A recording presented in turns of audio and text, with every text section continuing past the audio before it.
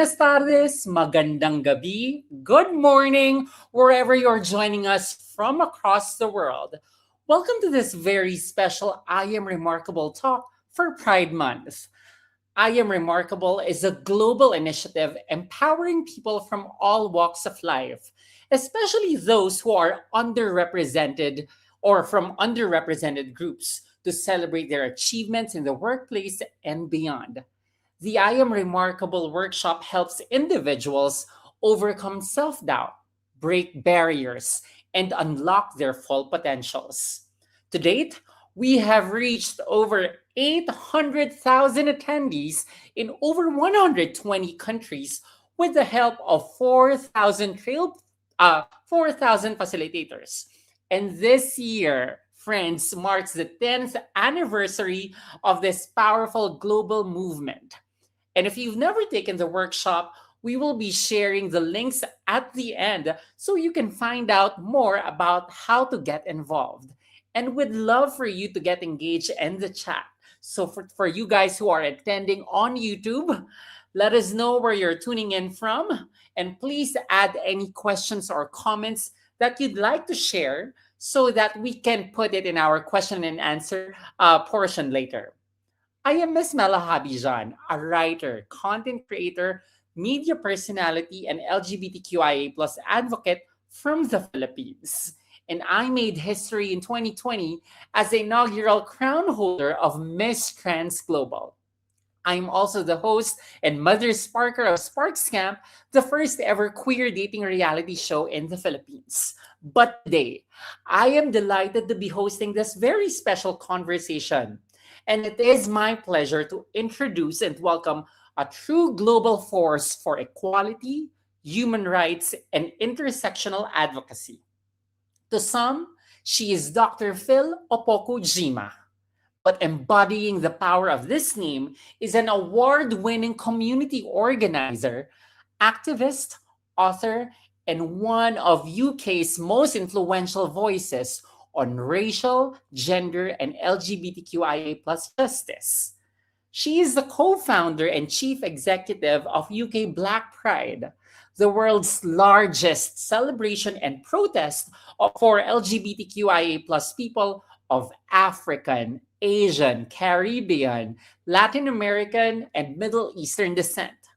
She's also the executive director of Diva Charitable Trust and Diva Magazine, leading work that champions visibility, equity, research, community, connection, and social change for LGBTQIA plus women and non-binary people.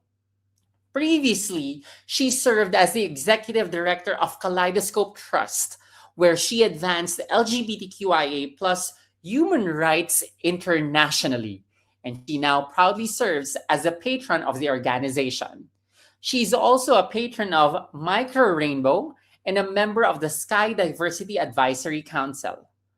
A relentless trailblazer and movement builder, she has dedicated her life to ensuring that the voices of those most often marginalized are not only heard, but celebrated, centered, and empowered. Her work is rooted in intersectionality, collective liberation, and believes that none of us are free until all of us are free. Friends, please join me in giving a warm welcome to the diva, the lady, Lady Phyll. Hello, hi. Oh my gosh, thank you so much for that absolutely incredibly generous welcome and introduction. So I'm so happy to be here with you, Miss Mela. Lady Phyll, it is an honor for me to be joining you today. I have been told of how great you are by my friends from the UK. Actually, they said from Jay, love Lady Phyll. And from my Miss Trans Global family, they're saying she is a hero for our community in the UK. So you are truly loved. So I am truly blessed. Can I say bow down to the queen?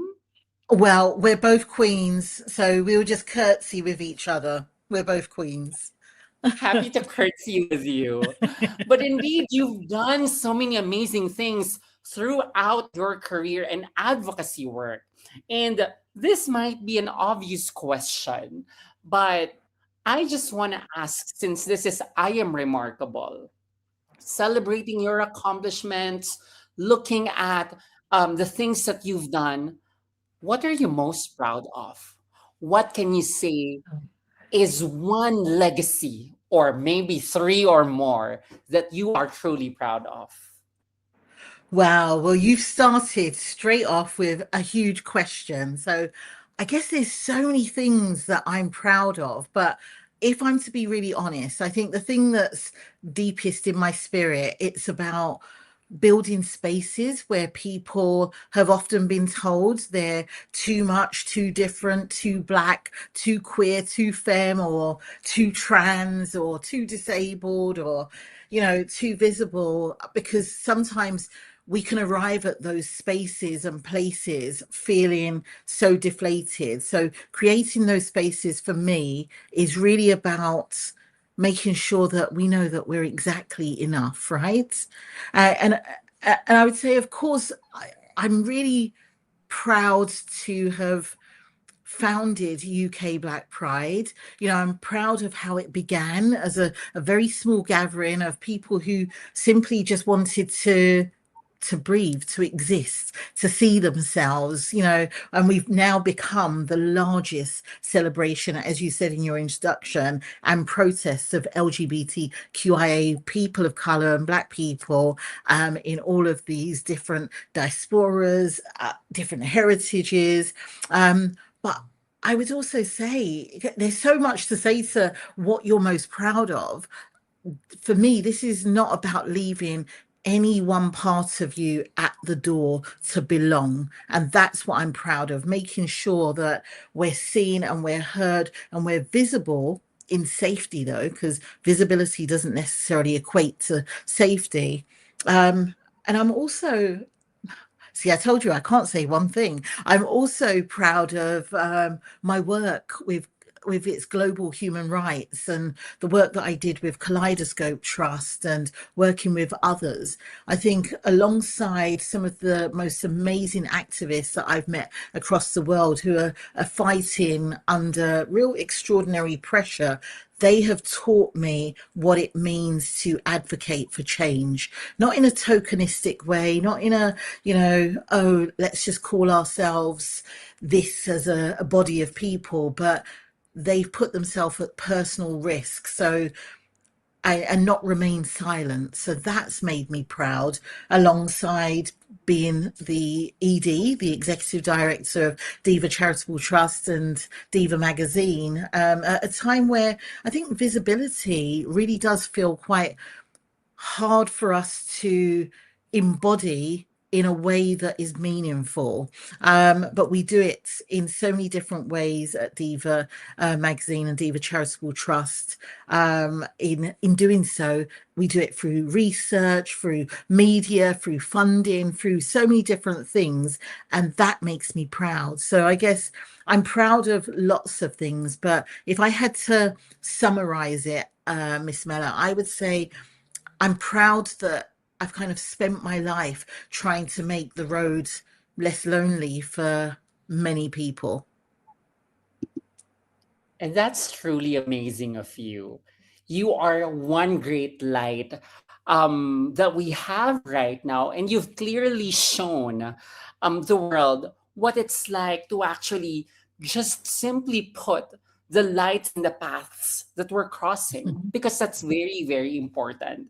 And I can see very important visuals in Diva in itself. A diva will always have a microphone. Therefore, you've given people voices so that they can amplify the things that they need, the things that they want, and the things that they desire. And it's just as equal as our heterosexual counterparts. Yes. More so, diva, when you rearrange the words, also means vida. In Spanish, it means life. So to be a diva Oh, also means to give life. So thank you for putting in the work that you've done, because um not only have you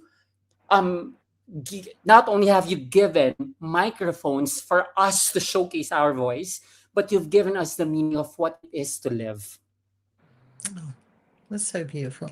And Miss Mela, don't underestimate what you've done. You have been transformative and transformational for so many, not just for our trans siblings, but for so many in our community. You know, when we see visibility like yourself, putting your head above the parapet and showing the world that you refuse to be silent, it means a great deal to all of us. So thank you. Thank you very much for recognizing that. And it's because we see the value of pride. As Mm. someone who has experienced pride in the Philippines and in Madrid, and have also experienced what it's like to celebrate it in Amsterdam and different cities in Europe, I can say that we have moved forward. But to those who are just exploring what pride truly means, I wanted to hear from you. What is pride for you, and why is it so vital, especially right now? Yeah, I mean, pride means so many different things, and I've probably attended the best part of 50 prides all around the world, and enjoyed them thoroughly because for me, pride is not just about a party. It's, you know, of course, it's a celebration, but I can't detach it from politics, right? You know, it's the being of pride is about memory, it's about protest, it's about refusal, and it's also about promise. And, you know, when I talk about memory, it's about those that came before us, those who resisted criminalization, you know, the violence, the silence, the shame with HIV stigma, family rejection, and you know, the hostility that was absolutely there, and not forgetting social exclusion. I think so many of us and the ones that have come before us paid such a high price for the freedoms that, you know, all of us get to enjoy and benefit from now, however imperfect it may seem to people. You know, pride absolutely matters. And when I think about protests, you know, UK Black Pride is certainly a protest. Just by its very existence, it's a protest. You know, LGBTQIA plus people are still fighting around the world. Yes, we've had decriminalization in many countries, but there's still so much criminalization. We're fighting anti-trans legislation, we're fighting censorship, books that have been banned, we're fighting the attacks on bodily autonomy. You know, I often say that when America sneezes, we kind of catch the cold, and we've seen that ripple effect of, you know, the rollback of rights and what's happening. So it must be a protest with what we're doing. You know, conversion practices, anti-protest laws. There's just so much there that, for me, you know, we can't behave as though pride merely is decorative, because it's not. It's something that means so much to many of us. And, you know, Miss Mello, if I can also just say that, you know, the refusal part and the promise, I think I think refusal to be shamed for who I am, you know, the refusal to make someone make me feel like my life is less valuable, or that I'm less moral, or I'm less worthy, or I don't deserve safety, joy, or dignity. That's the refusal in why pride matters. And I guess finally, for me, the promise, I make a promise to myself, and I make a promise to community that I'll keep on showing up, and I'll show up as big and as bold as I am, and as remarkable as I am. You notice the little pun that I just threw in there. You know, and making sure that there's space for others to show up, especially because right now the world feels like it's on fire, and it feels like we're under so much attack. So especially our trans and non-binary and gender diverse people are finding that there are not enough spaces for them to feel safe. So for me, if pride does not include our trans and non-binary, gender diverse, disabled, migrants, or sex workers, working class, queer people, black and brown or global majority people or people of faith even, you know, then it's not really liberation, and then it's not pride. It just kind of does feel decorative, and it does feel like branding. So there's a lot of refusal, but pride really matters, and it is to be celebrated, but it's also to remember the politics that surround it. I've gotten so many from that. Pride is political, it will always be a protest. Pride Mhm. is the refusal of shame. Pride is bringing out the best in you and showing the world that you are just as important as anyone. And pride Mhm. is also showing up for other people so that they can show up too for themselves and for Absolutely. others. That being Absolutely. said, with you as the founder and one of the movers of UK Black Pride, how hard was it at the beginning to just simply unite everyone for this cause? But what were the challenges that made it so strong right now that it's still standing and it's still amplifying the core of Pride? Mm. Wow. So UK Black Pride it was born out of both, I would say, love and necessity, but it was also born out of a frustration. And in 2004, I was running what was called BLUK, Black Lesbians in the UK, and we decided to take it offline, and we went to Southend-on-Sea, and it was, I'm going to say it, remarkable. I'm going to keep on weaving that into everything I say, but You it can was do it. You can do it.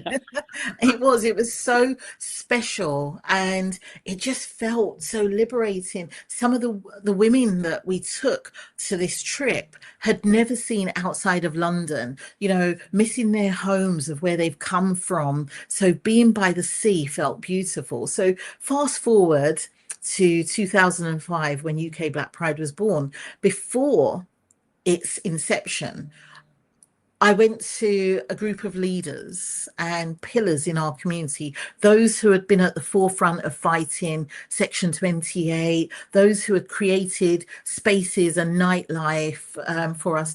And I walked into this room with two other comrades, and I said, look, we really want to have a Black Pride in this country, because at the end of the event, I said, it feels like the start of a Black Pride. So I've asked them, and I kid you not, and I don't say this for sympathy, I say this because I want people to understand that when I asked for support from people who understood, you know, discrimination to a greater or lesser degree, I was met with such resistance, such hostility. I was told, and please excuse my language, to F off and go back to where you come from. And you know, up until today, it still hurts to know that that had been the beginning of the journey. But what people don't realize is that when you are part of an underrepresented group, when you've been marginalized, when you've been criminalized, you take your hand and you make fashion. You absolutely go above and beyond, because you stand on the shoulders of giants. So you make things happen, and movements do not happen by themselves. So UK Black Pride was born out of, yes, that frustration, but yes, because we didn't see ourselves in mainstream prides. You know, whilst they were great, it didn't actually speak to the intersections of our lives of being trans and black or non-binary or working class. We live at multiple intersections, so we just needed a place where we could, I guess, fully exhale and be present and be fully seen, because sometimes our safety comes at a cost. And I wanted to make sure that UK Black Pride was a place where it could be a safe space, and it could also be a brave space. Because when you're black and you're queer and you're Muslim and queer or lesbian, working class, trans or undocumented, you know, as Audre Lorde says, we are not living single issue lives. Right, we're navigating through a world of multiple systems, which, sometimes these systems are really broken, but these systems are racism, misogyny, misogynoir. It's like homophobia, transphobia, ableism, classism, class inequality. And the space of UK Black Pride was not to ask for permission, but it was to make sure we occupy our space and celebrate who we are, as well as understanding the challenges. It's never been about a separation for separation's sake. It's been about creating home. It's been about a place where communities could gather in its fullest. And I guess some of those challenges that we've seen where we didn't have sponsors. We started off with 200 people and the event cost £477.27. And now we've gone on to be the largest celebration of Black and Brown, global majority people in the UK, but also the largest Black Pride in the world. So for me, seeing 25,000 people descend on a park, knowing that our event costs 500,000 and we are still free, that shows me that yes, we've come a long way, but we're rooted in our politics, our music, our history, our her story or their story. And we just make sure that our laughter, our grief, our fashion, our families, all of this comes through. So UK Black Pride certainly matters. And of course, I'm going to always big it up, but it's a pride like no other. And whilst we're on a pause and reflection moment for UK Black Pride, we understand what liberation really should be about. We understand that, this is about us collectively. If we don't center our voices, which are often the most marginalized, then I guess we're not serious about liberation for all. But UK Black Pride is special and means a lot to me and to our communities. And it does now mean a lot to me because I'm hearing what I would like to stand for, because I myself is an intersectionality of an experience of a trans person, an Mm-hmm. immigrant, a person of color, someone who just want to find a safe space where I can thrive. So if I can go to the UK and celebrate with you, I would be more than happy to attend Black Pride, hopefully, if not this year, next year. But We're going to that make it being said, happen. yes, let's make it happen, Lady Phyll. That being said, it brings me back, as you were telling the history of UK Black Pride, that you've grown from 477 to now 25,000, and it will multiply. It brings me back to the core of your story, which is to really, let's not forget why we're here. And Mm-hmm. we've known a lot of stories that encompasses pre-colonial societies. In fact, if we are to review our societies, the trans people, women, are actually of equal value and stature as men in the past. Mm-hmm. I spoke about this in my TED Talk in the past, that if we look into the history of Babaylans in the Philippines, Mentefuwalays in the Teduray culture, Fa'afafini, Mahu of Hawaii, and the Pacific Islands, the Mushes of Mexico, and Shikandi, one of the gods of India, we will be able to assess that we've been present. We've been present in this world. And I think that in its core is very much influential to how UK Black Pride is working now. That you are showing not just culture, not just existence of identities, but histories per se. Mm-hmm. That being said, how does knowing about these roots help us marginalized people and our folks to confidently claim our spaces and articulate we're worthy, we're remarkable? Mm, I love that question. I guess you're tying this into And let me just say, your TED Talk is amazing. For anyone who hasn't listened, please do, because there's so much in unearthing those stories that are often not told. Yeah, and it's powerful. So thank you for sharing yourself with us and sharing your knowledge. But if I can go back to your question, is this something around, the debunking of like our myths and decolonizing our queer histories uh, and I would say, unearthing and reclaiming that rich global history? Because if so, I think if everything changes, it means that we end up disrupting. And that disruption is what we need, because some of the most dangerous lies have been told about LGBTQIA plus people, especially Black and brown and global majority queer people. The lie of queerness or transness is somehow new or imported, or a Western, unnatural, sort of culturally alien thing. And that's simply not true. And I think it's extremely dangerous when we do hear those myths, when we do know that we've existed for so long and we will continue to exist. I think across the world, and especially in the work that I've done, and you've mentioned the Fafafine, I had the honor and privilege of being in Tonga and working alongside Tonga Elite Association and some of my trans siblings in Vanuatu and Tuvalu, and they taught me so much. And even just being, although British born, I'm from Ghana, understanding that there were things put in place that tried to absolutely eradicate and erase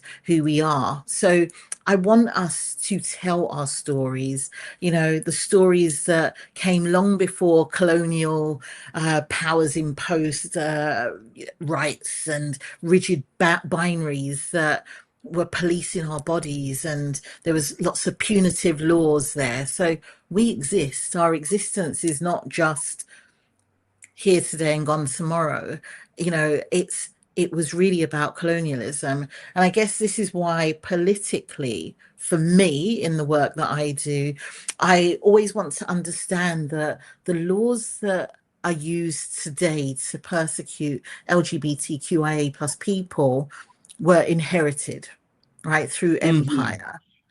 They were Mm-hmm. inherited big time. And this is why, whilst I commend and acknowledge those who have received their OBE, CBE, MBE, I actually rejected mine gracefully, of course, because I couldn't accept something that elevated itself over the people I set out to serve.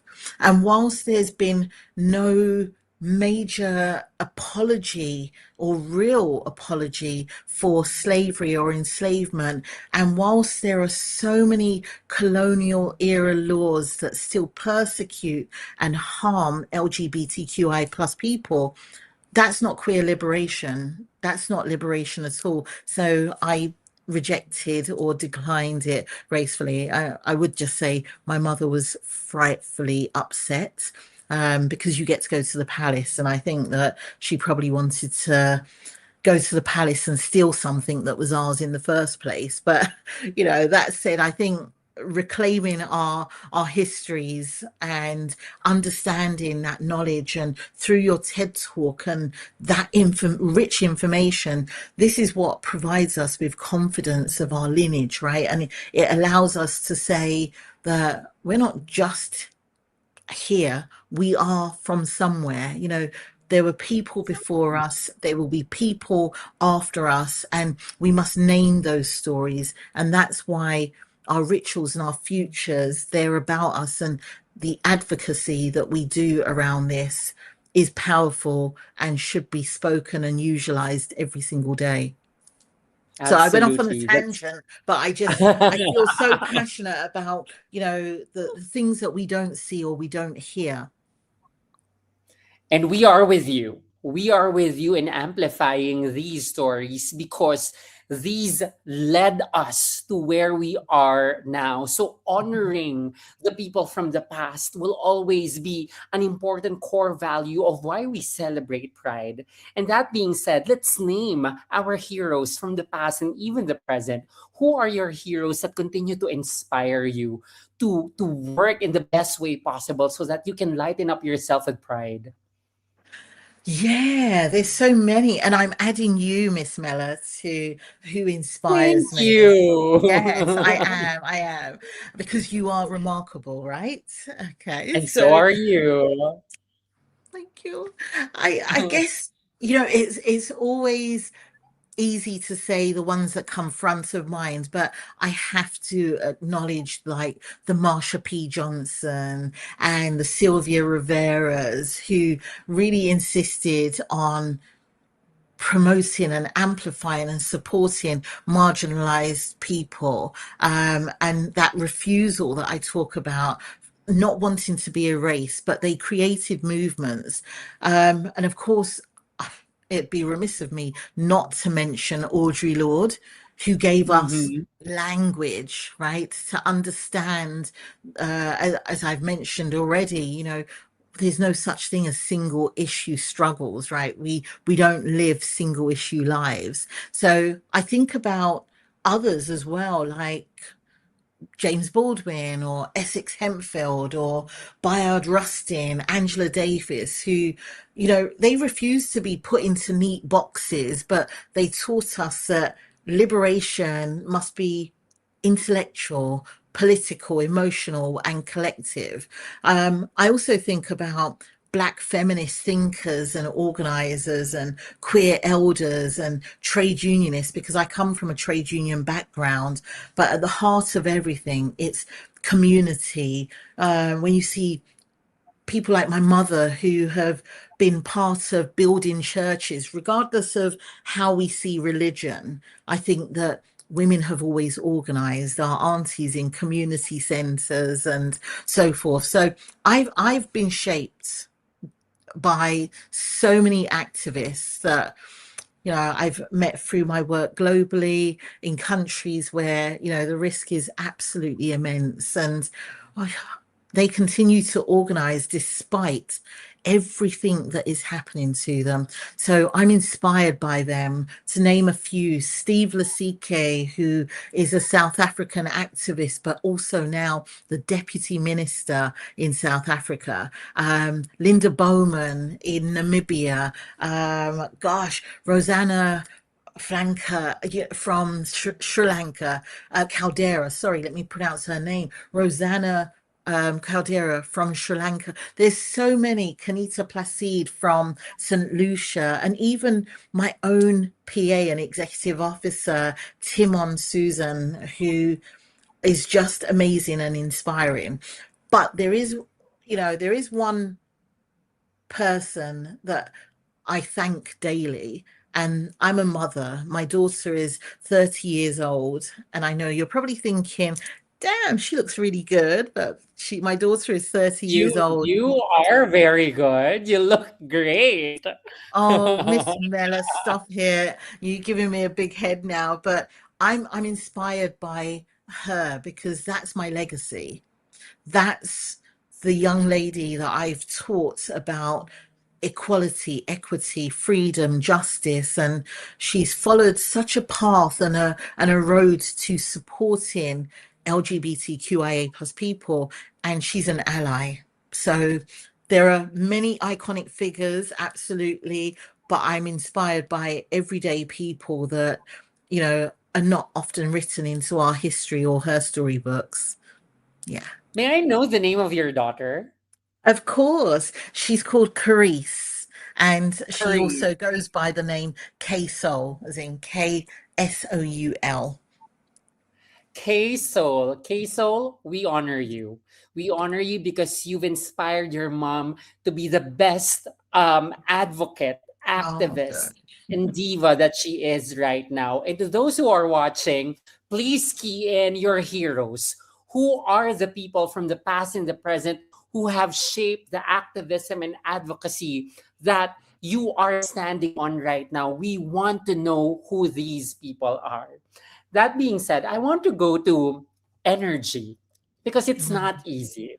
Every day, as we are faced with different struggles as activists and advocates and movers of pride, there will always be challenges that would always make us feel, am I on the right path? How do you mm, conserve your energy so that the next day you can say, I'm doing what's right? mm. Well, I want to answer this honestly, um, because I don't think there's any value in pretending that this work doesn't take a toll on your health, your mental health, and your well-being. There have been times where I've been absolutely exhausted. I can't turn off being black. I can't turn off being queer. I can't turn off, you know, being having a different heritage and being from Ghana. I can't turn those things off, but you're always battling it. So because I care deeply about justice and, the things that I've witnessed, it's hard to switch off, and that's what can exhaust you. But I have learnt, though, Miss Mela, to understand that rest is not a reward for finishing the work. Rest is absolutely part of the work that we do. And I'm reading a book at the moment, and if I can just share, it's rest. Absolutely. Rest is Resistance. It's a manifesto Yes. by Trisha Hershey, and she's from the Nat Ministry. And it's given me so many tools about what rest should really look like. And, she tells her story. So I protect my energy by paying close attention to what replenishes me, what makes me feel good. My partner, I should say my fiance, because and her name's Lisa. Yes. Yes. Not that I'm showing off the ring, but yeah, I just thought I'd put that No. there. But Show the ring. Show the ring. Love is oh love. no. Yeah, that's because love's remarkable, right? We're gonna add that in as Absolutely. well. It is But remarkable. I try so hard to preserve my energy in different ways. I've also learnt to say no to things. Not every space am I going to be able to be in. And also, not every demand is a summons. And also, not everybody deserves access to me. I don't want that to come across as pompous, but in order to preserve your energy, there are times where you have to say, that person is not going to get access to me because they are not deserving of that access, because it may drain me, it may make me feel exhausted, and it may harm me. So I remember to stay grounded, though, because I'm rooted in this movement, and understanding also that the movement is not created by one person. We are in this collective struggle. No woman, no man, no person, no human is an island by themselves, right? So community should understand that we do this together so no one feels alone. And I guess this is why community sustains me, and truthfully, I love shouting from the rooftops about black joy, black queer joy, and seeing young people coming to themselves, and watching trans people in a world that tells them that they're not welcome, seeing them thrive in different ways when they write their books, when they speak up and speak out. So yeah, I guess I preserve my peace in so many different ways. But I would say to anyone who's listening in right now, please find ways to look at your own mental health and well-being, because we all have mental health. It's when it becomes poor or ill mental health that becomes a problem. So understand that you're not alone. There's always somebody out there, or some group, or some organization that can hold you when you're feeling tired. Absolutely. Because as you've mentioned, movement is not made by just one person. It is a Hmm. collective force that all of us in this space or out of this space right now, because they're there doing the work, we all come together to actually make sure that we protect and create safe spaces for one another. Yes. I've heard so many things about you right now, discovered more about who you are, Lady Phyll. I just want to ask this simple, yet I think very important question. What Hmm. makes you remarkable? And please complete the sentence. I am remarkable because. Whoa. Okay. You know, oh, okay, let me, because I was going to go off. Actually, I am going to say this before I answer this question. We are often just ousted, told that we're not good enough. And when we talk about being remarkable, and when we talk about, platforming or raising our profile, we're often told, oh my gosh, dim your lights, keep quiet and stay down. Don't be a show off. But actually, where they say self-praise is no recommendation, well, who's going to recommend you if you don't recommend yourself? So I would say I am remarkable because I have spent my life refusing the invitation to shrink. I'm remarkable because I've learned to turn truth into my reality. That I've learned that, exclusion must be turned into organizing.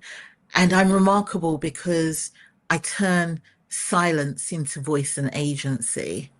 I think that there are many different things that I can say why I'm remarkable, and I don't feel any shame in saying it. I feel so proud of me.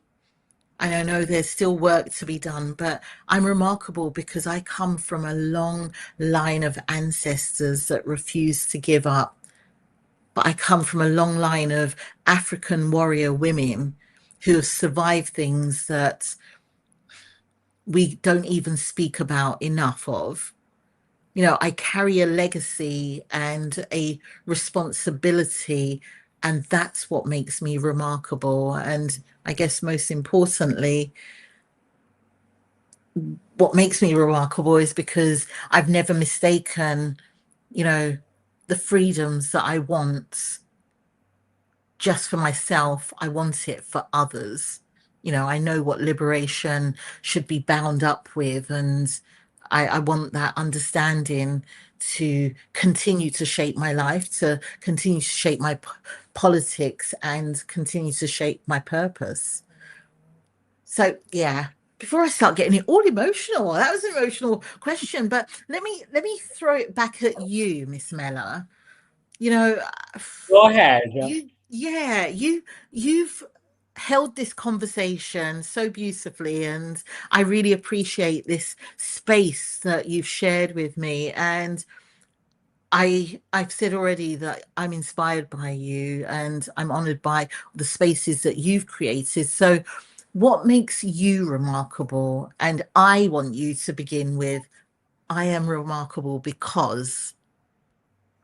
Thank you for those kind words, Lady Phyll. It means a lot to me.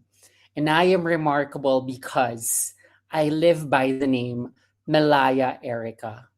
Melaya in Hindi means bringing people together. Laya means well spoken. And Erica means powerful ruler. And Melaya sounds like Malaya, which in Filipino means freedom. So I am a well-spoken, powerful ruler who bring people together so that we can work towards freedom. And I Mm. am remarkable because I now have a good friend, or I now have a woman whom I can call a friend. Her name is Phyll, who's now filling my cup and making me feel that I am just as important as anyone. It's beautiful. Beautiful. I So don't know. I thank feel you like so I much. need to hug the laptop because I am so in awe of you. I really am. Thank you. And I am in awe with you. I'm sharing the same honest at the moment. But we have very beautiful questions from our audience right Oh. now. I want you to respond to these questions from our audience who are watching us. First is from Mary Tidwell. And Mary is asking, as a minister, how can I be a great advocate for families and LGBTQ plus members here in the here in middle Bible Belt? Oh, okay. So yeah, you're in an area which or a constituency which feels very difficult. I guess there's something here about allyship, yeah. And as a minister, what I would say is that you hold power and influence, and we need to make sure that those that hold power and influence use their voices in the right way. And I think just by the fact that you've asked the question, you're doing that. So I thank you for asking that. But I really wanted to speak to your allyship in making sure you speak truth to power. I would say that, allyship is not one of these things that is like a badge that we award ourselves. It is a practice. And I think, like with any practice, it comes with humility, consistency, and a willingness to be corrected and to understand what to do differently. I think that your advocacy, and I love that you called it advocacy and not necessarily activism, because I think there are two different things. It's where you can help shape policy, where you can have influence with those that walk through the corridors of power um, that help us change the trajectory of where we're seen, where we're heard, and how visible we are. I think asking yourself the real question when you're advocating for change is, who's in the room? Whose voices are being ignored, and who's carrying the cost, so to speak, of decisions that are often harmful towards LGBTQIA plus people. And you've asked the question, but what else would you be willing to risk or change in order for someone else to feel safer or more visible, more respected, or more resourced? So thank you so much for asking that question. And I hope that that was helpful. But there are also many different groups. I want to just give a plug because you said Middle Belt, so I know that you're in the States. There are so many Black Prides that don't just have the celebration, but they do a lot of work throughout the year. So the Centre of Black Equity, you can reach out to them, or even closer to home, there's somebody called Jide Macaulay, who is a gay pastor, reverend, I should say, not pastor, who has a book on reconciliation, reconciling faith, religion, belief, and sexuality. And if you search them up on Instagram, they've got a wealth of information and knowledge that they share on a daily basis with people. I hope that was helpful. Thank you so much. And in the interest of time, we hope to answer like three or Oh, four more sorry. questions. This is Okay, I'll another answer. question. Black Friday is taking a break this year, and the community has collectively agreed that we need to rest to come back as our best. What does the return look like, and what are you most excited about? I think, even though I haven't got my glasses on, I think that this is my wonderful friend who's a coach. Please put your name so I'm making sure I get it right. That's asked this question. Yes, UK Black Pride is taking a break. Like Glastonbury has a fallow year, but we're using this as a pause reflection to refocus and really figure out how we're sustaining ourselves for the long term, so we don't see our prides just burn out and go. What's going to happen when we come back in 2027? We're going to hopefully have a stronger funding model. We're going to be able to do more for our siblings who are seeking asylum so that they're able to access pride. We're going to do more for those who are trans and non-binary and gender diverse queer siblings that need. Ah, it is Junior. I can see it. Love you loads, Junior. But Mhm. we want to be doing so much more. But we're going to come back bigger and better and stronger. Lots happening for our community, on our community stage, conversations, showcasing even more talent in our global majority queer community. And we are looking forward to that. Besides rest is resistance. Let's Yes. proceed with our next question. How do you navigate the tension between visibility and safety for communities that are often targeted precisely because they become visible? Oh, it's Carlos. Carlos, yes. I talk about visibility means nothing if safety is not attached to it. And when we think about visibility, we're always like, oh gosh, we've got to showcase or spotlight this person. Right now, our trans siblings, and I go on about our trans siblings because for me, this is where the emergency is. Our trans siblings are so visible because they're in everything that is screaming out hostility towards them. So where I can, with permission, I make sure that I'm there front and center as not just an ally, but as an accomplice, as a social disruptor, as somebody who can stand up and stand tall and stand proud for them so that they can rest. I think often, when we have themed months like Black History Month, Trans Day of Remembrance, we push them out there and we make them more visible. But actually, our trans siblings, they're exhausted. They are so exhausted with what's happening. So I try to make sure that in voice and agency, or how we're speaking about them through Diva magazine or through UK Black Pride, that we do it and we attach it to safety, saying that they deserve, their rights need to be protected, or they need to have more rights around healthcare, around education, around housing, so that that safety will allow them to feel comfortable and confident. I think the time of talking about toilets is over. I am so done with it. I'm done with saying trans people can't, and I'm thinking about the EHRC ruling in the UK, which is a code of practice that makes it impossible for our trans siblings to go to which toilet do you want them to go to. But we're over that. Let us make sure that we have rights. And once you have rights, you feel safer. When you feel safer, you feel more confident.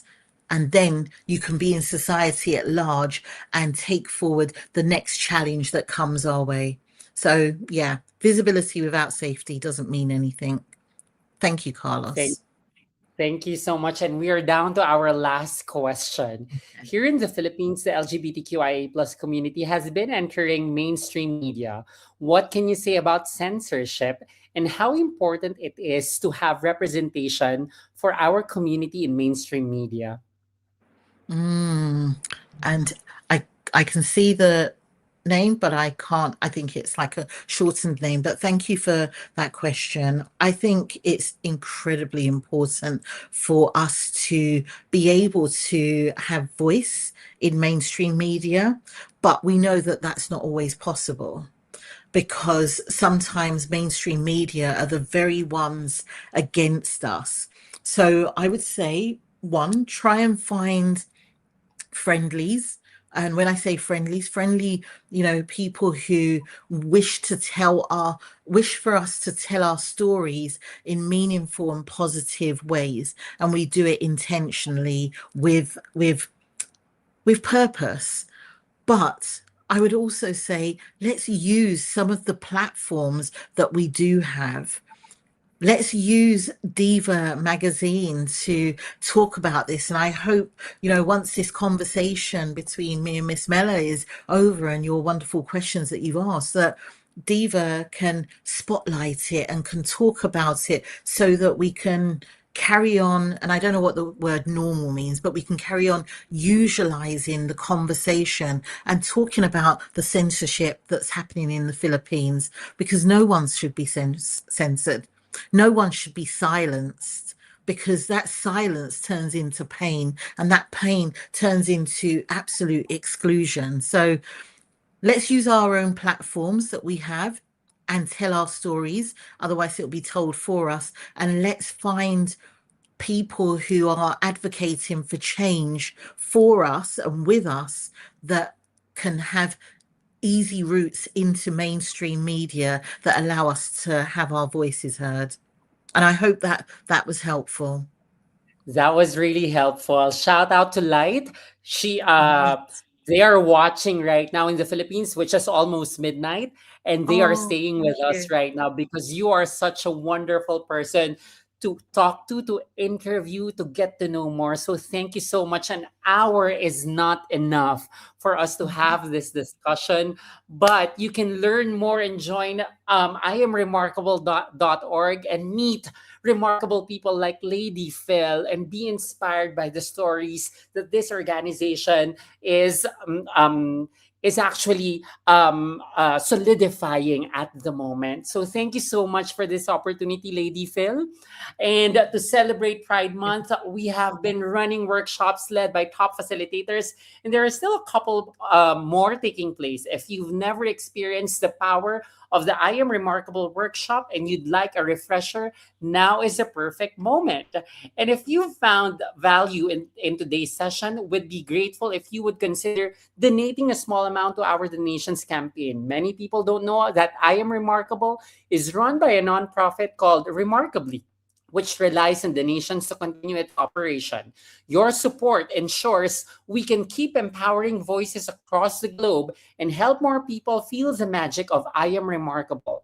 Please join me in saying a big thank you to Lady Phyll for joining us today. Thank you for being our light, Lady And thank Phyll. you to you two and the team at I Am Remarkable for making this possible.